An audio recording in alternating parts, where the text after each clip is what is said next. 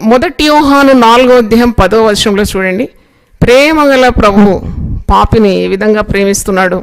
మనము దేవుని ప్రేమించమని కాదు, తానే మనల్ని ప్రేమించి మన పాపములకు ప్రాయశ్చిత్తమై ఉండుటకు తన కుమారుని పంపెను.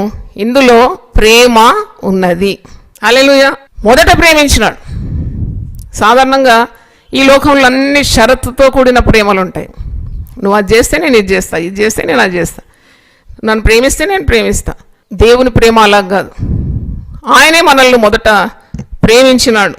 మనము దేవుని ప్రేమించమని కాదు కానీ తానే మనల్ని ప్రేమించి మన పాపములకు ప్రాయశ్చిత్తమై ఉండటకు తన కుమారుని పంపెను. ఇందులో ప్రేమ ఉన్నది. ప్రియులారా, దేవుడు మనను ఈలాగు ప్రేమింపగా మనం ఒకరినొకడు ప్రేమింప బద్ధులమై ఉండేదాము.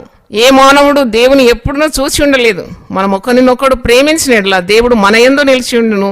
ఆయన ప్రేమ మన యందు సంపూర్ణమగును. దేవుని స్తోత్రం.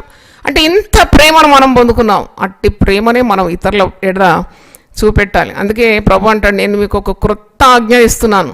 అదేంటంటే, నేను మిమ్మల్ని ప్రేమించినట్లు మీరు ఒకరినొకరు ప్రేమించాలి.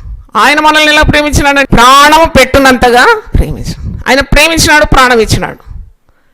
మనం ప్రేమిస్తున్నాం. మనం ఏమిస్తున్నాం అంటే, నేను మిమ్మల్ని ప్రేమించినట్టు మీరు ప్రేమించాలి. అదనమాట. అంటే పాప ప్రాయశ్చిత్తము సిలువలో జరిగిన కార్యమని మనము గ్రహించాలి. దేవునికి స్తోత్రం.